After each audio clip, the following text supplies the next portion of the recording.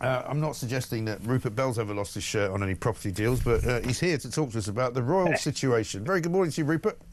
Good morning, Mike. Interesting segue there, but Well, anyway, you know, my shirts are all right actually. That's good. At the moment. I'm glad to hear it. Now, there's a lot of talk about the new hairstyle that the Princess of Wales is sporting.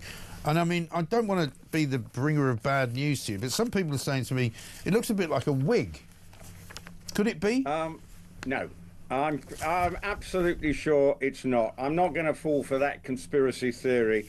I've talked to other women who know. Look, my hair is my own. I have no need for a hairpiece. Well, you say that, but I mean, you've got quite a high forehead, to be honest. Well, it's receding a bit, but there we go. Never mind. I'm of a certain age, but I think, look, obviously people are speculating, given what she's gone through. Has she, through chemo, has it turned out to be, is she wearing a wig? Yeah. Well, when you look at all the other pictures of seeing her with the hair blowing in the wind and everything, it looks completely normal. And here's one of the things that I find when Diana was alive. I remember Princess of Wales is, I think, 6 years older than Diana was when she died. Yeah.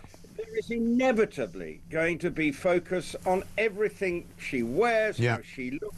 And I find this as just sort of being objective as a rather uncomfortable aspects of the royal sort of watch, if you see what I mean. Yes. That we have to analyse everything about the Princess of Wales, her first appearance back. And now people are suggesting that she's wearing a wig. Yeah. Well, as far as I'm concerned, it doesn't look like a wig. She's always had long hair. What she's probably done looks like she's had it dyed, but again, I'm no expert on these things. This is way out of my pay grade to be talking about a lady's hair, but it looks totally natural to me. So I want to put to bed those conspiracy theories suggesting. It's just a very unusual colour. She's always been dark-haired, and she's always had sort of rather lustrous, long, dark hair, which suddenly now has turned blonde. And, listen, she can do whatever she likes with her hair. The only other thing I can tell you, from my experience, is that women only change their hair drastically, usually when they get a new boyfriend, which obviously would not be true in this case either.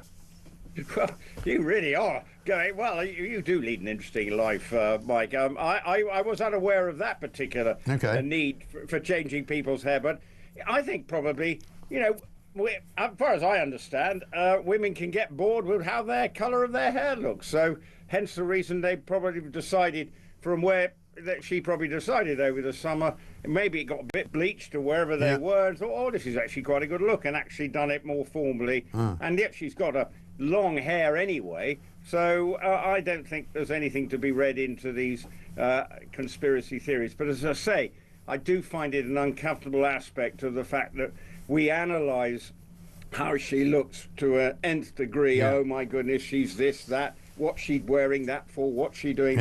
And I actually think just leave her to get on with her job. We don't look at William yesterday and say, well, my goodness me, his hairline's going back even further, or something like that. We leave him alone, yet we are concentrating. Oh, I don't know. I think people who sort of spend their lives watching the royals talk about absolutely everything. I mean, poor old Meghan Markle is now getting pilloried because her new show isn't doing very well. It didn't make the top 10 in Netflix around the world. Somebody probably will say maybe she should have had a different hair colour. I don't know. But listen, Rupert, good to talk to you. We've got to run. Rupert Bell talks royal correspondent there, debunking any suggestion that that's a wig.